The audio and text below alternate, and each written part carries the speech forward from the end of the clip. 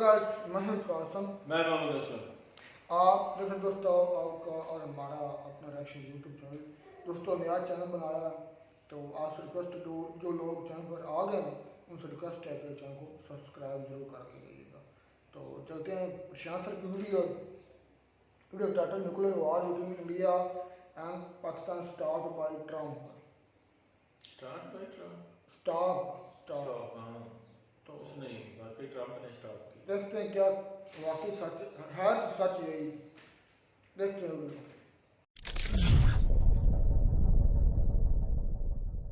नमस्कार, welcome to career 247। मैं हूं प्रशांत धवन। नाउ मैंने आपको बताया था डोनाल्ड ट्रंप ने जब वो ट्वीट करी थी कि मिलियंस और मिलियंस लोग मारे जाएंगे, तब मैंने आपको बता दिया था कि ट्रंप धीरे धीरे अब बोलना स्टार्ट कर देंगे कि मैंने भारत और पाकिस्तान के बीच में जो एक न्यूक्लियर वॉर होने वाली थी ये रोक दी है।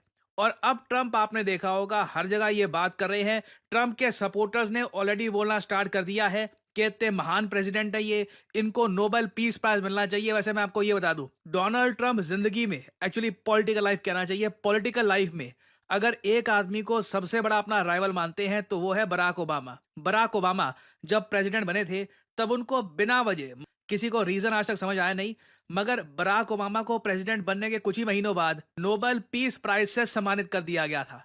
डोनाल्ड ट्रंप भी ये चाहते हैं कि इवेंचुअली इनको नोबेल पीस प्राइज मिले, और इसके लिए मैं आपको बता दूं, ये बहुत बार आने वाले समय में ये और इनके सपोर्टर्स रिपीट करेंगे कि जी इंडिया पाकिस्तान के बीच में न्यूक्लियर वॉर होने वाली थी, पाकिस्तान कुछ न्यूक्लियर वेपन यूज करने वाला था, और तभी ट्रंप आ गए और पूरे ग्रह को इन्होंने बचा लिया। ये जो ट्रंप की स्टेटमेंट है ये मैं आपको दिखाता हूं। नाउ ये 1 मिनट की क्लिप में जो वर्ड्स है ना ट्रंप के, इन पर ध्यान देना, क्योंकि ट्रंप ये बात खुद नहीं बोल रहे, पढ़ के बोल रहे हैं। देयर इज अ स्टेटमेंट, उसको ये यहाँ पर बोल रहे हैं। Again, let me say a few words about the historic events that took place over the last few days. Now Trump का पहला सेंटेंस सुनना कि हिस्टोरिक इवेंट्स, ऐतिहासिक इवेंट जो हुए हैं पिछले कुछ दिनों में।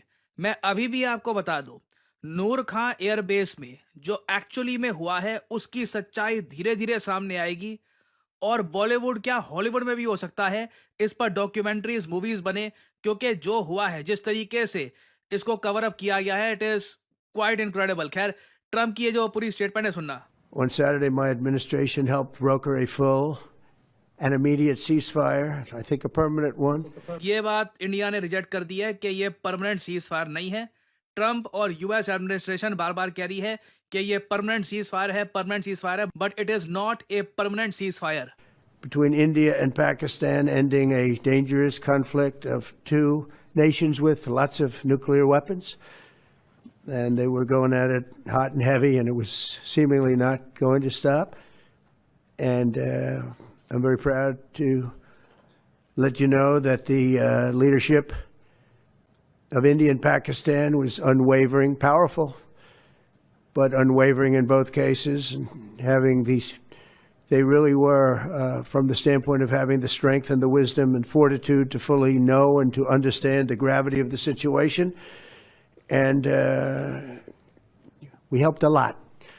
And we helped also with trade. I said, come on, we're going to do a lot of trade with you guys. Let's stop it. Let's stop it. If you stop it, we're doing trade. If you don't stop it, we're not going to do any trade. People have never really used trade the way I used it. That I can tell you. And all of a sudden they said, I think we're going to stop. Now इस पूरी statement में Trump ने यह कहा है कि इसने एक न्यूक्लियर कॉन्फ्लिक्ट रोकी है भारत और पाकिस्तान के बीच में। यहाँ पे आप देख पाओगे US stopped a nuclear conflict, इस पर आपको दर्जनों आर्टिकल मिल जाएंगे, इवन सीएनएन, बीबीसी सबने इसको कवर किया है।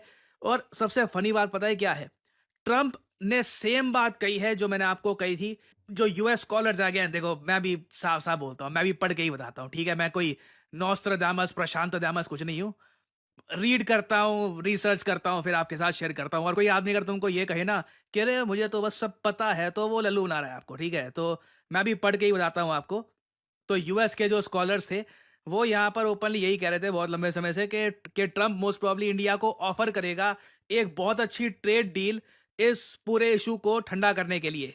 नाउ ये ऑफ कोर्स यूएस स्कॉलर्स का कहना था आज से 3-4 दिन पहले, मगर मैंने एक बात नोट करी है, यूएसए ने पूरा दम लगा दिया था पाकिस्तान को बचाने में। ये बात आप फील कर पा रहे होगे, मैं फील कर पा रहा हूँ। पाकिस्तानीज मुंह से बोलेंगे नहीं, मगर उनको भी अंदर से फीलिंग आ रही होगी। जब भारत ने एक एक करके पाकिस्तान के एयर बेसिस पर बॉम्बिंग करनी शुरू कर दी, उसके बाद ऑलमोस्ट यूएस डर गया, घबरा गया। नाउ अब देखो, मैं थोड़ा सा एक अनऑफिशियल नॉलेज आपके साथ शेयर कर रहा हूं, ये कंफर्म नहीं है, ये मैंने यूएस के जो डिफेंस एनालिस्ट हैं और जो उनके ब्लॉग्स हैं वहां से पढ़ के कुछ नॉलेज इकट्ठी करी है।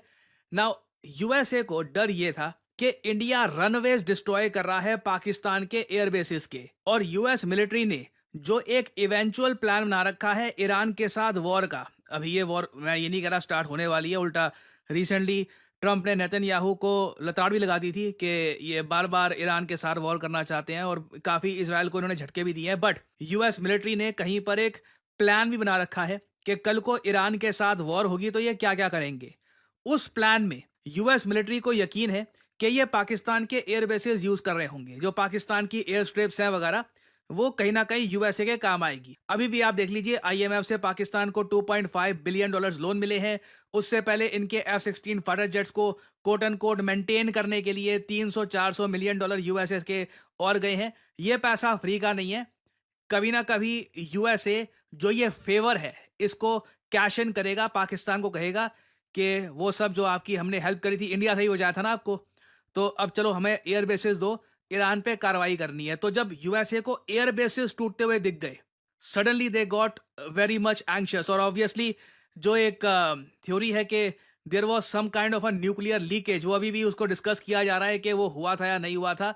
वो भी ऑब्वियसली सामने है ही कि यूएसए ने उसको भी कंट्रोल करने के लिए इमीडिएटली इंटरवेंशन करी। बट डेफिनेटली ये बात ट्रम्प खैर खुद बोल रहे हैं, और अगेन ये कोई ऐसा नहीं है कि रैंडमली इनके मुंह से बात निकल गई, पढ़कर एक स्टेटमेंट दे रहे थे। तो ये स्टेटमेंट बस एक ट्रम्प वाली स्टेटमेंट नहीं है, ये यूएस गवर्नमेंट का ऑफिशियल स्टांस है कि इन लोगों ने एक न्यूक्लियर कॉन्फ्लिक्ट रोकी है between India and Pakistan. Now यहाँ पे आपका एक सवाल यह आएगा कि अब जो न्यूज आ रही है कि भारत ने कुछ टैरिफ लगा दिए हैं अमेरिकन स्टील एल्यूमिनियम पर, तो क्या कुछ कोरिलेशन है? भारत सरकार को ये बात अच्छी नहीं लग रही। देखिए, मैं साफ साफ ये बता दूं, भारत सरकार को ये बात बिल्कुल अच्छी नहीं लग रही कि ट्रम्प बार बार ये न्यूक्लियर वॉर की बात कर रहे हैं, क्योंकि इससे ना जो पाकिस्तान का न्यूक्लियर थ्रेट है इसको क्रेडिबिलिटी मिलती है। ठीक है, भारत सरकार ने अभी रिसेंटली बोला कि अब न्यूक्लियर ब्लैकमेल नहीं झेलेंगे, जो होना था हो गया, अब आगे से कुछ पाकिस्तान बोलेगा न्यूक्लियर वगैरह हम सुनेंगे ही नहीं। नाउ अब ये बात बोलने के लिए तो ठीक है, मगर पाकिस्तान जरा संकी देश कल को मान लो न्यूक्लियर वॉर वगैरह करनी स्टार्ट कर देता है तो प्राइस इसका काफ़ी बड़ा होगा। तो इंडिया ने अपनी तरफ से ऑब्वियसली स्टांस यही रखा है कि हम डरते नहीं है न्यूक्लियर कॉन्फ्लिक्ट से, जबकि ट्रम्प की स्टेटमेंट से ये लग रहा है कि कहीं ना कहीं इंडियन गवर्नमेंट ने ये सोचा कि बड़ा नुकसान ना हो जाए रीजन का, मानवता का, और फिर एक टाइम पे आकर डिसाइड किया गया कि चलो ठीक है, अब ज़्यादा बात आगे नहीं बढ़ाते, नहीं तो सिचुएशन हाथ से निकल जाएगी।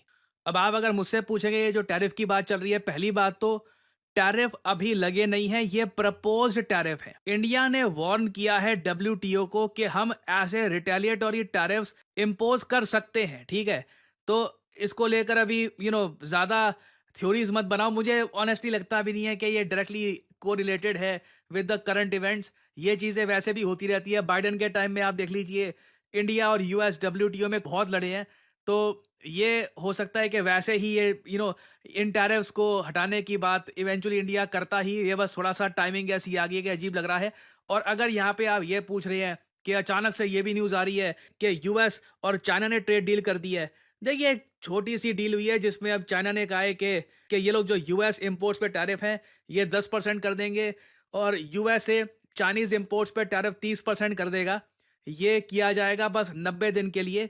और ऑनेस्टली इसमें से साफ साफ सुगंध आ रही है कि रिसेशन का डर है, कि महंगाई ज़्यादा ही ना बढ़ जाए, इन्फ्लेशन ज़्यादा ही ना बढ़ जाए यूएसए में, यूएसए का आम आदमी ज़रूरत से ज़्यादा ही पीड़ा ना महसूस करनी शुरू कर दे। तो उसके लिए कुछ यहाँ पे इंपोर्ट की विंडो ओपन करी गई है जिसमें यूएस लार्ज स्केल पर आइटम्स इंपोर्ट कर लेगा। और अभी यूएस चाइना का ऐसा नहीं है कि मामला सुलझ गया है, ये काफ़ी लंबा चलेगा। बट डेफिनेटली ट्रम्प की जो स्टेटमेंट है ये इंडियन गवर्नमेंट को पसंद नहीं आएगी। और फाइनली यहाँ पे आप लोगों से मैं एक सवाल पूछूंगा कि हाल ही में एक बहुत ही बड़े इंडियन क्रिकेटर ने अनाउंस किया है कि टेस्ट क्रिकेट से ये संन्यास ले रहे हैं, रिटायरमेंट ले रहे हैं 14 साल।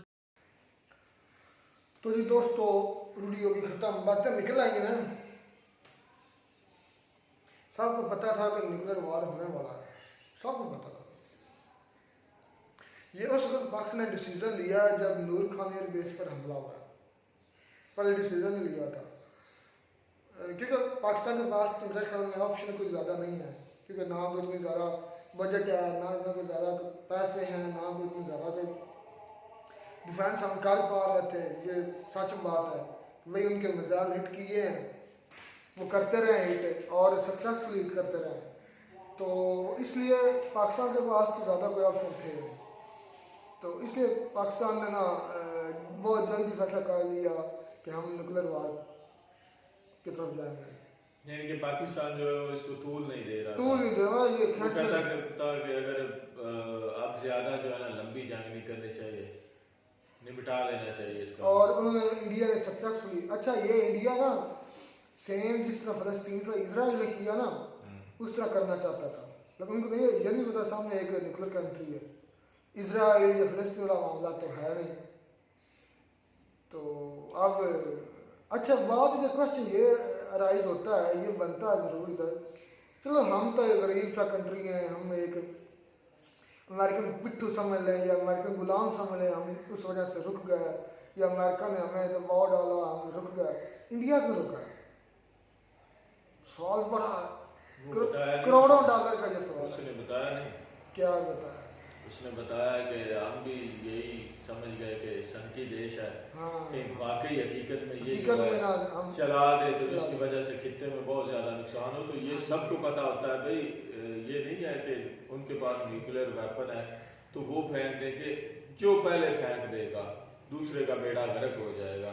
तो इसमें लाखों की तादाद में लोग जो है ना वो मारे जाएंगे, ये नहीं है कि गिनती के चंद जो है ना लोग जो है जनता जो है वो मारी जाएगी, लाखों की तादाद में। करोड़ों। जब अमेरिका ने हिरोशिमा और नागासाकी पे एटम बम गिराया था ना, तो सुनने में आया था कि गिरते ही पहले हमले में पहली दफा ही 60,000 बंदा जो था वो मारा गया था। उसके बाद जितनी जितनी जिस तरह रेडिएशन बढ़ती गई उस हिसाब से जो है बंदे वहाँ पे जनता जो है वो मारी गई थी। तो ये कोई आम बात नहीं। मैं कल एक बंदे की वीडियो देख रहा था, उसने कहा था कि ये इतना खतरनाक होता है कि जो इसकी रेडिएशन में आता है ना, उसकी खाल जो चमड़ी उसकी जिस्म की वो भाप बनकर उड़ने लगती है, इतनी इसकी वेव्स जो है ना, इसकी कह लें कि हीट जो है ज्यादा हो जाती है, तो बहुत खतरनाक होता है। ये कोई आम बात नहीं है। हमारे लोग कहते हैं ना, इधर हमारी जनता कह रही है कि भाई एटम बम गिरा देना चाहिए, तो ये गलत बात है। जब तक आप इस लड़ाई को या इस न्यूक्लियर वेपन को गिरते हुए नहीं ना देखेंगे, तब तक आपको इसकी हकीकत का नहीं पता चलेगा, ना हमें पता चलेगा। अच्छा एक इंटरेस्टिंग चीज़ बता, मैंने तो नहीं सुनी देखी, इस सारे मामले में शायद मेरी नज़र से ना गुजरा हो, रशिया ने कोई किरदार अदा नहीं किया। न्यूट्रल है, मतलब उसमें ना पाकिस्तान के लिए कोई बयान भी नहीं दिया इतना। ना इंडिया को कुछ का खास, मुझे नहीं तो खास रशिया ने कहा होगा। मैं ये सोच ही रहा था कि यार रशिया तो इंडिया का बड़ा करीबी दोस्त है, हो सकता है उसने खुफिया मदद की हो सकता क्या मेरे की होगी, इसराइल ने भी की होगी। असल सारा मसला था क्या, रशिया थोड़ा सा बैकफुट पर है। वजह क्या है? इसराइल, क्योंकि इंडिया इसराइल क्लोज वो चला गया, उन यहूदियों कुत्तों के झोली में चला गया ना, बुरा किसी को लगता रहा, वो उन कुत्तों को झोली में चला गया जो नसूर थे, जिसको अपना हिटलर ने उनकी बैंड बजाई थी, उनकी फाड़ कर रख डाली थी, लेकिन वो पागल थे। मुसलमान के पागल होते हैं, जज्बात में बह गए, भावनाओं में बह गए कि चलो यार मारे बेचारे कुटी मरी कर आए हैं, उधर उनकी गांड फट गई है, हिटलर ने फाड़ दी है, तो चलो यार इनको थोड़ी सी पनाह दे देते हैं। इनको क्या पता था ये खंजीर के बच्चे हैं, खंजीर खाने वाले कभी इंसान बन सकते हैं? कभी भी नहीं। उनकी फितरत खंजीरों की तरह होती है, ये ज़हन रखना। जिस तरह का बंदा गोश्त खाता ना, उसी तरह की उसकी फितरत होती है। वो खंजीर बहुत खाते हैं, और खंजीर कभी भी अमन पसंद नहीं होगा, खंजीर कभी भी सुथराई सफाई नहीं पसंद करेगा। खंजीरों वाली उनकी आदतें हैं इसराइलियों की। खंजीर खाने वाली कौम कभी इंसान नहीं बन सकती।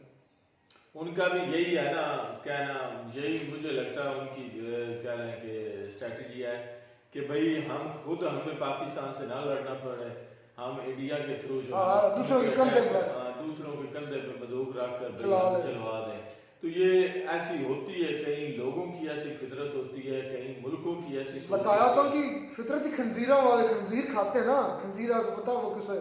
तो बाकी आप क्या बताओ इंडिया क्या जो कहते है हैं? भाई उसको इस बात की भी मिर्ची लगी हुई है, हैरत होती है। चले ट्रम्प एक तीसरी पार्टी है, उसने आकर बोल दिया है कि यार आप बंद करें, तो वो अब ये मैं भी गलत समझता हूँ कि बार बार एक चीज को रिपीट करना, बार बार पूरी दुनिया को बताना कि ये न्यूक्लियर जो वार है मैंने रुकवाई है। ठीक है, आपने एक दो दफा बोल दिया, दुनिया को पता चल गया, लेकिन बार बार रिपीट करना, ये कह रहे हैं कि ये किस्म की ना भाई प्राइस चाहता है ना। शोधी बात है। तो इस वजह से इंडिया को ये भी बात जो है ना बुरी लग रही है। तो मुझे भी लगता है कि चले आप एक बार कहने से पूरी दुनिया को पता चल चुका है, अब आप बार बार इस बात को रिपीट करते रहेंगे, जताएंगे लोगों को, तो ये गलत बात है। आपकी की हुई एक बात सबको पता चल चुकी है। तो दूसरी तरफ जो अभी वो कह रहे हैं कि टैरिफ जो है वो नहीं लगे, सोच रहे हैं या अभी कह रहे हैं कि उन्होंने डिसाइड किया इंडिया वालों ने। अब इंडिया जो है वो मुझे हैरत होती है कि अमेरिका पे टैरिफ जो है वो लगाएगा। ये सोच के मुझे इंडिया ने मुझे इतलात आई है कि लगा दिया। नहीं, अभी ये तो नहीं, कह रहे ये हैं तो कि- वीडियो थी ना रात की, सुबह का मुझे कोई न्यूज़ में सुन रहा था, तो उसके मुताबिक मुझे लगता है लगा दिया इंडिया टैरिफ, आई थिंक। कहीं मैं ये भी हो हेडलाइन सकता है। पढ़ रहा था किसी चैनल की, मुझे याद नहीं है। तो चलो एक बात कंक्लूड करते हैं कि पाकिस्तान इंडिया की हवा अच्छा, इंडिया ये मुझे हैरत होती है कि इंडिया ये कहता है कि पाकिस्तान जो है उसने गोटे गिट्टे दबाए हैं अमेरिका के, जिसकी वजह से ये न्यूक्लियर वार रुकी है, और पाकिस्तान के जो है जनता ये कहती है कि इंडिया ने उसके गोटे गिट्टे दबाए हैं, दौड़े हैं भाई ये न्यूक्लियर वार यार start न्यूक्लियर वार करने वाला कौन है। करने वाला था ये सोचो। न्यूक्लियर वार मैं यही नहीं, समझता हूँ कौन कि कर- पाकिस्तान जो है ना, पाकिस्तान ज्यादा देर करने वाला लंबी था। देर तक ना कोई मतलब जंग है ना वो नहीं इस चला सिनारियो में सकता। कौन करने वाला था? वही सोच रहा हूँ ना, मैं वही बता रहा हूँ कि लंबी देर तक जो है ना वार जो वो स्टार्ट नहीं मतलब कर वार सकता, हम क्योंकि करने उसके वाले बाद थे। इतनी कैपेसिटी नहीं यार है। इसलिए भाई छोड़ो ना इन बातों को, वार हम एंजॉय करने वाले थे, हम ही करने वाले थे। हाँ। तो रोकना किसने था? जाहिर बात है हमें थोड़ी रोकना था, हमें थोड़ी यूएस को कहना था। नहीं, मैं इंडिया जो है ये कह लें कि प्रशांत सर भी यही बोल रहे हैं कि भाई पाकिस्तान ने रुकवाई है, पाकिस्तान ने रुकवाई है, तो मैं यही समझता हूँ कि पाकिस्तान ने क्यों रुकवानी है। आप ना रोकते, सवाल यही पैदा होता है। ये अच्छी तरह का सवाल यार, आप तो अब आपका अपर हैंड था, आप ना रोकते यार, हमें हमारी जरूरत और बनाते ताकि हमें पता न्यूक्लियर मारते। आप इतने प्रिसाइजली हिट कर तो न्यूक्लियर मारता है, जान छूटती। लेकिन खैर डर है उनका, उनके दिल में डर है, संकी देश है उनको पाकिस्तान। पता है ये नॉर्थ कोरिया दूसरा देश है, यूएसए सुपर पावर है, इतना सा देश है नॉर्थ कोरिया, इतना सा, पाकिस्तान से भी छोटा है, इतना सा। उसके नज़दीक जाकर दिखा है अमेरिका, पता है उसको कि उसके पास इंटरकॉन्टिनेंटल बैलिस्टिक मिसाइल्स, उधर से बैठ कर उसने साइड चला रहे हैं, और सब में न्यूक्लियर हेड वार होगा, आर्सनल होगा। ये बातें करनी आसान है, लेकिन जिनके खास कर जिनके पास न्यूक्लियर हेड ना, उनके साथ कोई बंदा टक्कर न्यूक्लियर नहीं देता। वेपन जो है ना भाई बहुत खतरनाक है। अब भाई करोड़ों लाख लोग तो एक सेकंड में यूं करके यूं उड़ा लोग देते हैं। कहते हैं कि मुल्कों के मुल्क जो है ना वो तबाह कर देता है। चलें खैर, अच्छा हुआ डैमेज से बच गई दुनिया, और उम्मीद करते हैं कि नेक्स्ट टाइम इस तरह का डैमेज ना हो, ना हम इस नैज तक जाएं। यार पूरा मन हो जाए क्या वजह, सारी दुनिया जो है वो हाँ। आपस में ट्रेड कर रही है। चलें खैर, मिलते हैं वीडियो में, नाटक से।